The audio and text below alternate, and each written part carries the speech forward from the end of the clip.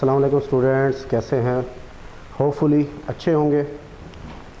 तो third chapter क्योंकि हमने स्टार्ट किया हुआ था, तो 3.2 एक्सरसाइज अब हम स्टार्ट करने लगे हैं। 3.2 में भी आलमोस्ट उसी तरह की चीज़ें हैं जैसे आपके पास 3.1 में, तकरीबन आलमोस्ट सारे सवाल उसी तरह से, सिवाय एक दो क्वेश्चंस की चेंजिंग के। तो ये 3.2 का पहला क्वेश्चन जैसे आपके सामने है, AIJ 3/4 सिंबॉलिकल फॉर्म में दिया हुआ है। आपको प्रूव करना है I3A is equal to A। I3 means identity, पहले बताया हुआ है आपको। तो ये आइडेंटिटी मैट्रिक्स है, ये वो I3 मेंशन किया हुआ है, 1 0 0 0 1 0 0 0 1।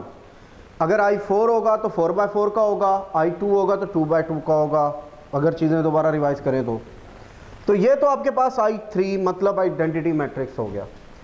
ए मैट्रिक्स उसने सिंबॉलिकल फॉर्म में लिखा हुआ है, हम उसे एक्सपेंडेड फॉर्म में लिखेंगे। 3/4 मेंशन किया हुआ है, मतलब 3 रोज हैं और 4 कॉलम्स हैं।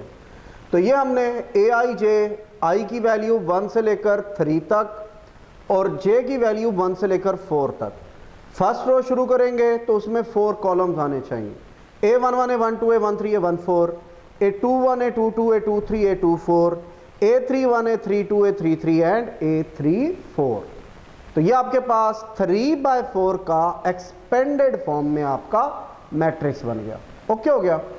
तो ये हमारे पास A हो, ये हमारे पास आइडेंटिटी है। प्रूव ये करना है कि अगर इन्हें मल्टीप्लाई करेंगे तो दोबारा A आएगा, लेकिन मल्टीप्लिकेशन में ऑर्डर का ख्याल रखना है यहाँ, क्योंकि ये 3/4 है तो I3 से मल्टीप्लाई करो तो I3 पहले आना चाहिए। हम पहले भी मैट्रिसेस में बात कर चुके हैं, जनरली हमारे पास AB BA के बराबर नहीं होता। तो I3 A का जवाब और A I3 का जवाब इस केस में इक्वल नहीं आ सकता। उसकी वजह भी है कि ये 3 रोज हैं, इसमें तो 3 कॉलम्स हैं, जबकि A में आपके पास रोज 3 ही है लेकिन कॉलम 4 है। अगर आप A को पहले लिखोगे I3 को बाद में, तो वो मल्टीप्लिकेशन के रूल्स पे पूरी नहीं आएगी, वो मल्टीप्लाई हो नहीं सकेगा। तो इट मीन्स I3 और I3 का आंसर सेम नहीं आएगा। इसीलिए इसके फर्स्ट पार्ट में I3A है, इसके सेकंड पार्ट में I4 है। यहाँ I3 पहले लिखा हुआ है, सेकंड वाले में I4 बाद में लिखा हुआ है। तो ये अरेंजमेंट्स है, इनका ख्याल कीजिएगा। तो स्टार्ट करते हैं क्वेश्चन को सॉल्व करना। A और I3 को हमने मेंशन कर दिया क्या है, अब हम उन्हें पुटअप कर रहे हैं। I3A आपको सॉल्व करना था, तो ये I3 आइडेंटिटी मैट्रिक्स लिख दिया पहले, और ये मैट्रिक्स आपका A हो गया।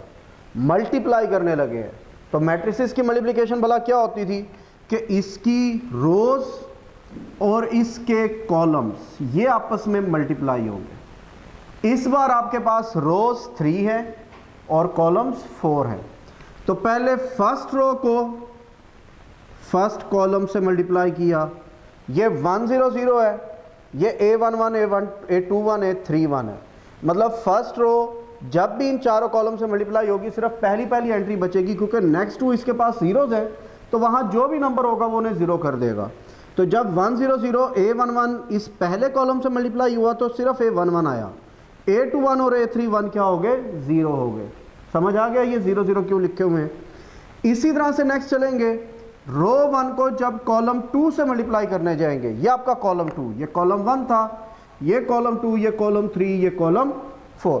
तो जब इस रो 1 को कॉलम 2 से मल्टीप्लाई करने जाएंगे, अगेन हमारे पास पहली एंट्री A12 वो बचेगी 1 से मल्टीप्लाई होने के बाद। बाकी दोनों क्योंकि जीरोस के मल्टीपल्स के साथ आ रहे हैं तो वो जीरो ही हो जाएंगे। देन कॉलम 3 की बात करें, वहां भी सेम सिचुएशन, A13 1 से मल्टीप्लाई होगा, बाकी A23 और A33 जीरो।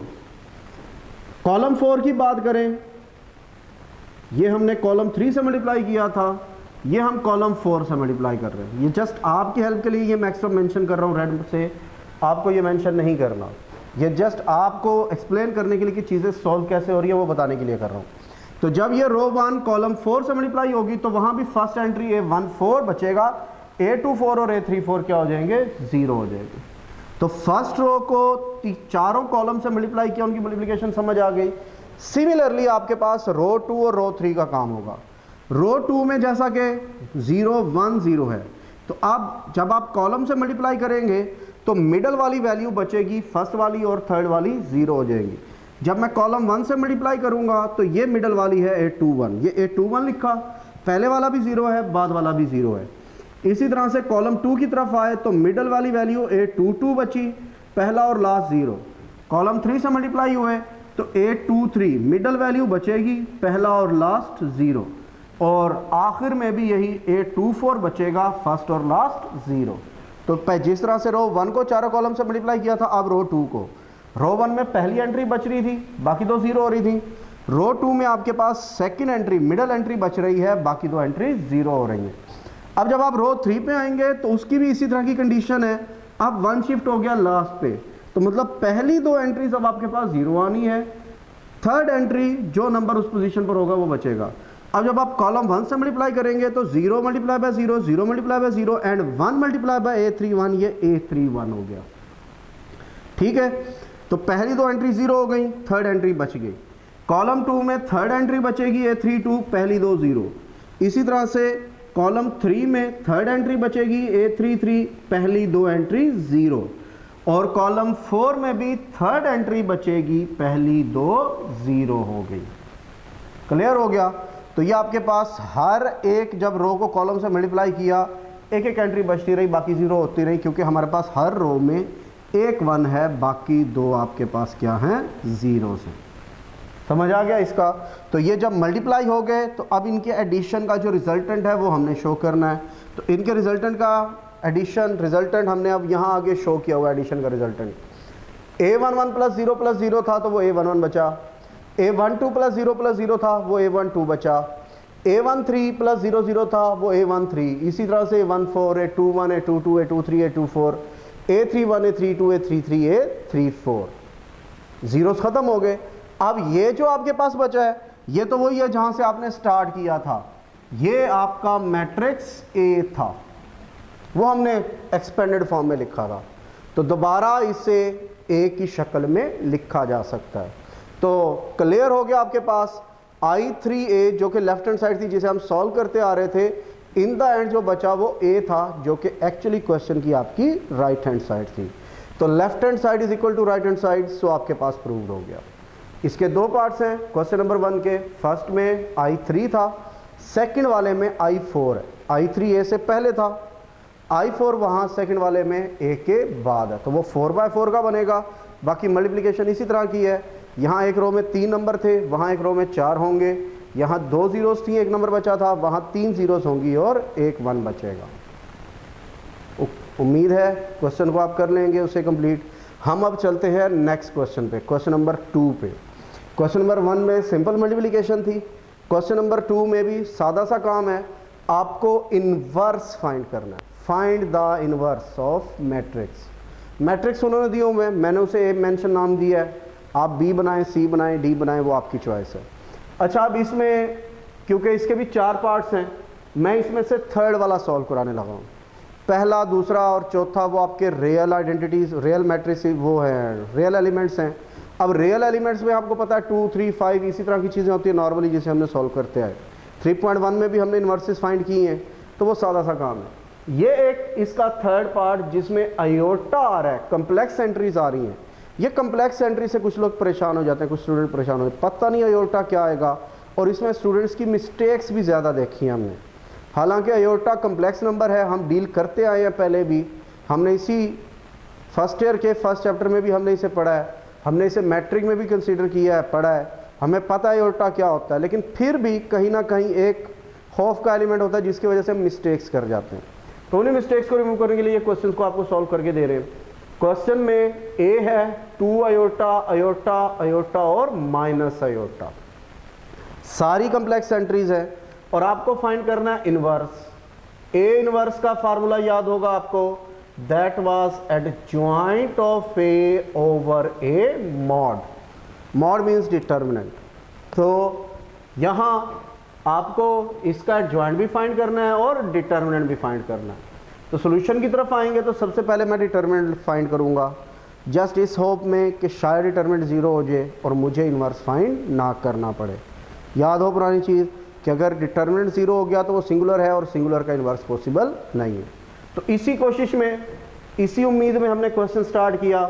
डिटर्मिनेंट ए लिया, 2 iota iota iota minus iota, symbols change हो गए, वहाँ आपके पास ब्रैकेट थी, अब आपके पास लॉन्ग लाइन्स आ गई।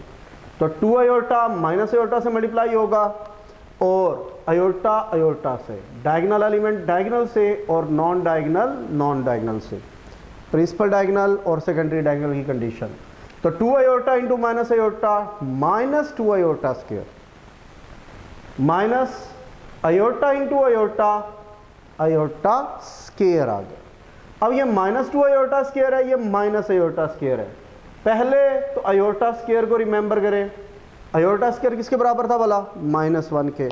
तो मैंने पहले इस आयोटा स्क्वायर की वैल्यू रिप्लेस की ताकि ये झंझट मेरा ख़त्म हो जाए आयोटा वाला, मुझे एडिशन में आसानी है। कई स्टूडेंट करते हैं इन्हीं को ऐड कर देते हैं, उसमें फिर मिस्टेक कर जाते हैं जल्दी के चक्करों में। तो इसीलिए जो सेफ वे है वो मैं आपको बता रहा हूँ। आप पहले आयोटा स्क्वायर की वैल्यू पुट कर लें, तो ये -2 आयोटा स्क्वायर की जगह +2 हो जाएगा, ये माइनस आयोटा स्क्वायर की जगह +1 हो जाएगा। तो प्लस का 2 + 1 is equal to +3। Clear? A mod आपके पास आ गया, डिटर्मिनेंट 0 नहीं आया, तो इसका मतलब ये नॉन सिंगुलर है और नॉन सिंगुलर का हमें मजबूरन सॉल्यूशन फाइंड करना पड़ेगा। तो डिटर्मिनेंट के अलावा हमें क्या चाहिए होता है? एडजॉइंट। अब एडजॉइंट में बोला क्या होगा? ये डायगोनल एलिमेंट्स, इन्होंने अपनी प्रिंसिपल डायगोनल एलिमेंट्स ने अपनी पोजीशन चेंज कर ली और नॉन प्रिंसिपल जो सेकेंडरी डायगोनल्स हैं उन्होंने अपने साइन चेंज कर ली। 2 आयोटा माइनस आयोटा की जगह शिफ्ट हो गया, ये दोनों इंटरचेंज हो गए। 2 आयोटा यहाँ था, यहाँ ले आए, माइनस आयोटा इधर था, उसे यहाँ ले आए। आयोटा और आयोटा था, हमने उनके साइन चेंज कर दिए, दोनों माइनस आयोटा आ गया आपके पास। तो एडजॉइंट बन गया, डिटरमिनेंट पहले का हो गया। तो फाइनल काम ए इनवर्स पे आएंगे, adjoint of A over A determinant. तो एडजॉइंट क्या था? Minus iota and 2 iota divided by 3 है। अब क्योंकि 3 डिवाइड हो रहा है तो वो सबसे सेपरेट हो जाएगा। Minus iota divided by 3, minus iota divided by 3, minus iota divided by 3 and 2 iota divided by 3। इनमें से कोई नंबर ऐसा नहीं है जो 3 से कट हो सके। तो ये आपका फाइनल सोल्यूशन हो गया।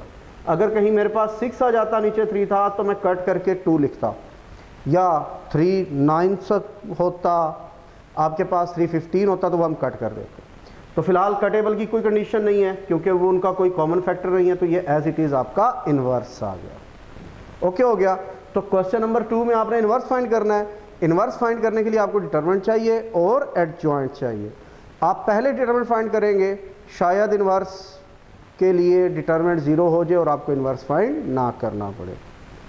तो उम्मीद है बाकी जो तीनों पार्ट्स हैं वो आपके इसी तरह से सॉल्व हो जाएंगे। Okay, thank you.